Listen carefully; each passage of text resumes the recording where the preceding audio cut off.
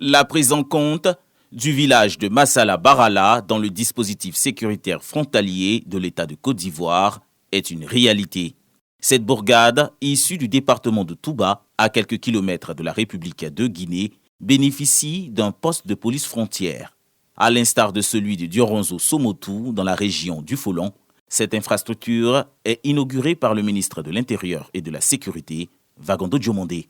Cette initiative de l'État s'inscrit dans le cadre du projet RECOSOC, projet renforcer la sécurité et la cohésion sociale aux frontières nord de Côte d'Ivoire. Un programme financé par le Japon et mis en œuvre par l'Organisation internationale des migrations, OIM. L'un des piliers majeurs de l'aide publique au développement du Japon, destinée à la Côte d'Ivoire, est le maintien d'une société sécurisée et stable. Nous projetons dans un futur très proche de procéder à la rénovation de 2 autres d'ici la fin de l'année pour les mettre au même niveau que les postes que nous inaugurons aujourd'hui. Les postes de police frontière de Massala Barala et de Dioronzo Somotou seront équipés d'une antenne à couverture GSM, d'un système d'énergie solaire et de pompes à motricité humaine. Le ministre de tutelle Vagondo Diomondé rassure les populations des zones frontalières de l'engagement de l'État à protéger les personnes et les biens. La mise en service se joue des 2 postes frontières que j'ai évoqués, à savoir celui qui nous accueille aujourd'hui et celui de Dioronzo Somotou, concourt bien évidemment à matérialiser l'une des orientations prioritaires de son Excellence, Monsieur le Président Alassane Ouattara, Président de la République de Côte d'Ivoire, en matière de sécurité.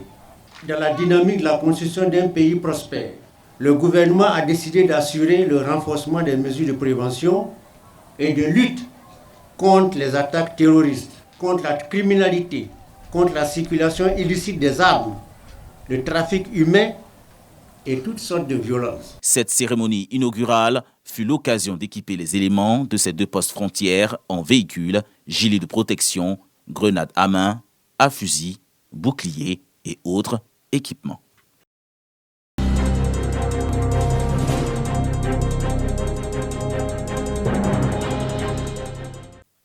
À une dizaine de kilomètres de Dimbokro, chef-lieu de la région de Nzi, Sungassou, un village peuplé de près de 4000 âmes. C'est un village dont le nom provient du fait qu'on était à l'époque situé sur un fleuve qui s'appelait Songan. Donc Songan, ça veut dire le village sur la rivière Songan. Ce qui attire l'attention du visiteur à l'entrée de cette paisible localité, c'est l'adressage des rues du village. À cela s'ajoute le bitumage de la quasi-totalité des axes routiers. Sungassou respire les frais du développement. On a 3 écoles primaires.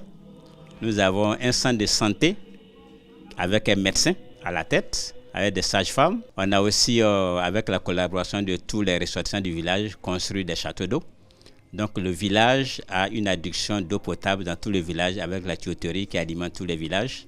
Le village est électrifié. Les cotisations que nous faisons dans la mutuelle et l'aide des cadres ont permis de réaliser ce que vous avez vu. Un développement renforcé par un fils du village, Alain Kouadio, président de la Fondation Kaidan.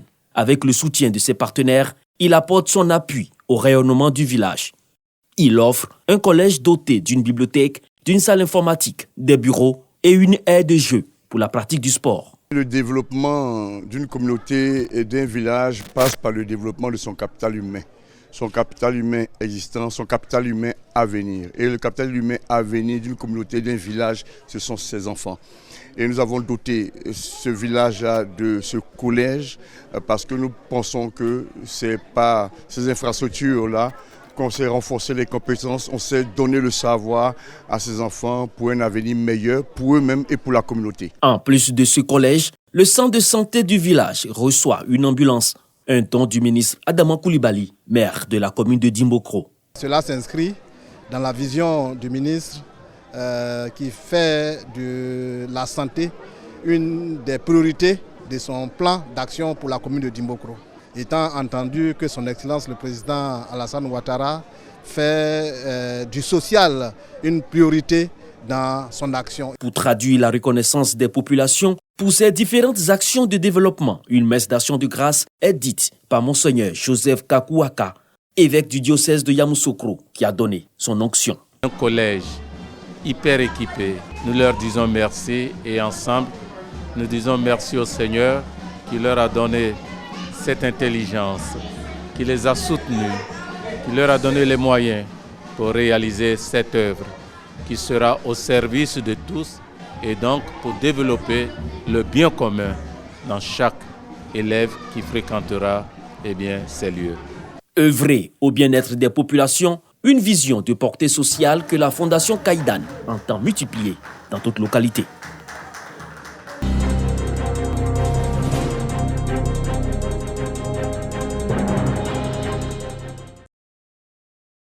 L'épilepsie est l'une des affections neurologiques les plus répandues dans le monde.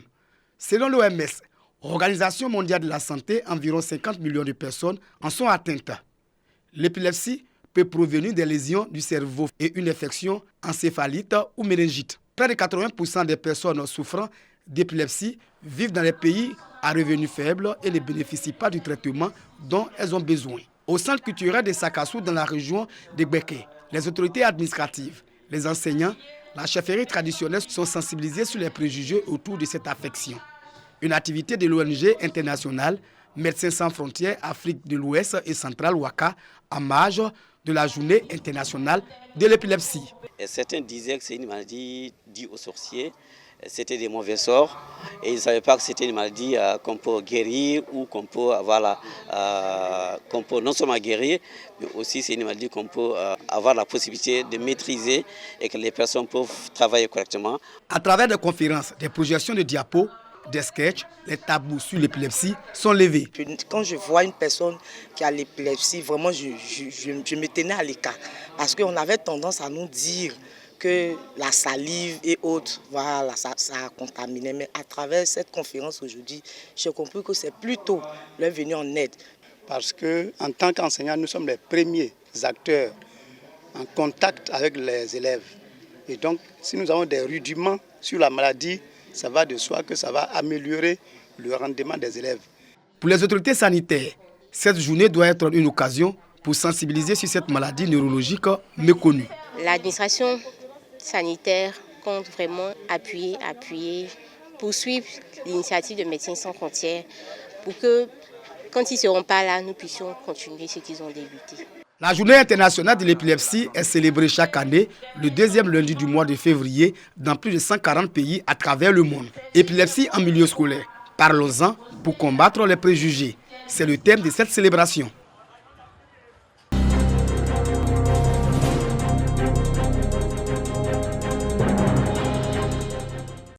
Mettre fin au travail des enfants dans la chaîne d'approvisionnement en cacao en Côte d'Ivoire.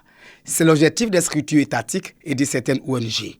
C'est le cas ici de l'ONG internationale Save Children avec son projet Pacte, protection et action contre le travail dangereux des enfants dans les départements de Daloa et Vavois. Après 30 mois d'exécution du projet, les parties prenantes se sont retrouvées à Yamoussoukro pour dresser le bilan. 20 comités de protection des enfants, 20 groupements d'enfants installés, 132 acteurs formés et 27 travailleurs sociaux recyclés sur le travail des enfants. Le projet Pacte a vraiment eu à faire intervenir les parents, les communautés, à tenir compte des droits des enfants dans leurs travaux domestiques pour éviter de les faire travailler en dehors de ce qui est requis comme droit.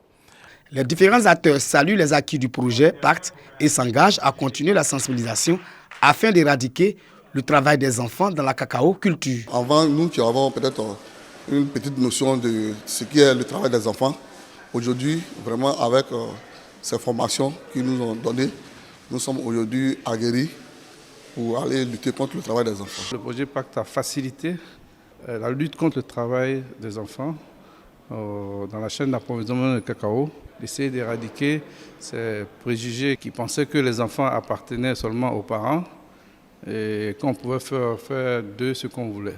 Le projet Pacte de Save Children a également permis de fédérer les acteurs institutionnels autour d'un objectif commun, celui de garantir les droits des enfants au sein des communautés productrices de cacao. Le projet Pacte est financé par l'Union européenne.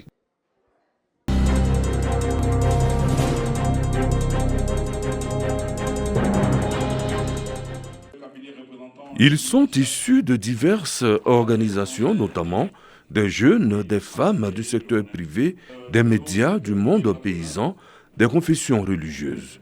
Ils sont au nombre de 7. Ils sont désormais les points focaux de la vision de la Commission nationale du mécanisme africain d'évaluation par les pairs dans le district autonome de Yamoussoukro.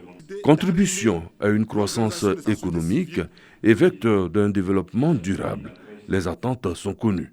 L'objectif fondamental du MAEP, mécanisme africain d'évaluation par les pairs, est d'encourager l'adoption de politiques, normes et pratiques en vue de promouvoir la stabilité politique, la croissance économique, l'intégration économique sous-régionale et continentale grâce au partage d'expériences. Ils sont encouragés par les responsables du district autonome de Yamoussoukro.